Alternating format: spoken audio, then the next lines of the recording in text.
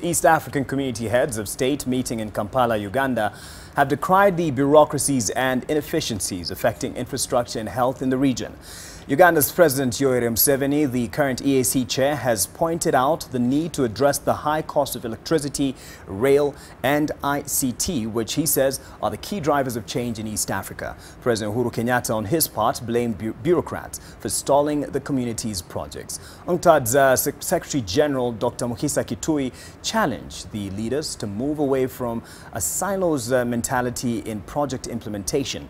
Rwanda's Paul Kagame and Burundi's Pierre Nkurunziza were a no-show, but both sent representatives. Sheila Nduhuchire reports. 4 of the 6 East African heads of state host President Yoweri Museveni, Kenya's Uhuru Kenyatta, Tanzania's John Pombe Magufuli and South Sudan's Salva Kiir Mayardit gathered in Kampala to fast-track the progress of key priority projects of the East African region.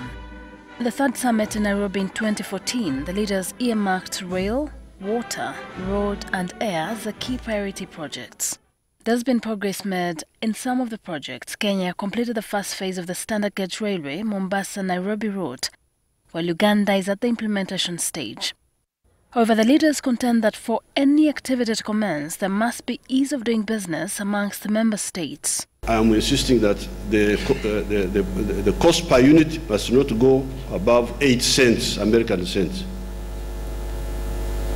Even that is a bit high, but if we can get the cost of electricity at 8 cents or less,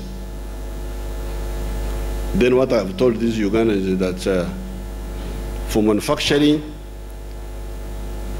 they must access electricity at 5 cents. One of the challenges the leaders noted was the amount of money required for these projects to be implemented. We're talking about 78 billion US dollars. We must be honest and frank with each other. These are resources that are well outside our current state's capacity to mobilize such resources while still providing services, security, education, health, and others.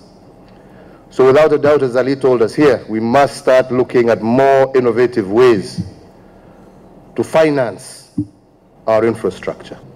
It's a win-win situation whereby private sector gets share, but also government is protected from this high-cost financing. And therefore, both combined, we can have government investment, can have private sector investment, and therefore combined, we can have accelerated development and the transformation that we want. The Director of the United Nations Conference on Trade and Development, Kenya's Mukhisa Kituyi, opines that a lot remains on paper. Today, tariff barriers are virtually non-existent for this region. But it's a reality that goods and services are not moving freely in East Africa, in spite of the written word, to which you have pledged with signatures. And that means a lot of attention has to be given to non-tariff measures, which are still slowing down, inhibiting, even reversing the gains you've made. President Yoweri Museveni spoke of a need to lower costs on rail, electricity and functional ICT in the region. Because now that high cost of internet is stopping our children doing what they call BPO, business processes outsourcing, where our children can be here in Kampala, do audit work for the Americans and then send the work over the internet. Kwa hiyo tafiti zinaonyesha kuwa kama nchi zetu zitaweza kufanya vizuri na kukusanya vizuri mapato yake, na mapato yale yakatumika vizuri, tunaweza tukasolve baadhi ya matatizo. As the new dawn of the 4th industrial revolution takes shape across the globe, Dr. Mukhisa says East Africa must focus on this. Uganda, Kenya, Rwanda and South Sudan were the first countries in the world to lift roaming charges, with Burundi and Tanzania expected to implement the policy in December. This is the first time member states are meeting over health funding. The members hope to attain universal health coverage in the region by 2030, in line with the Sustainable Development Goals.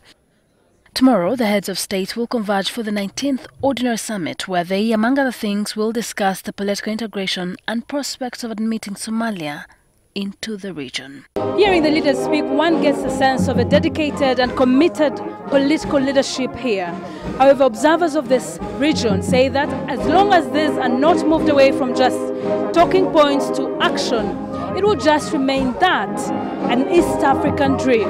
Shida Nduchire, NTV, Speak Resort, Munyonyo.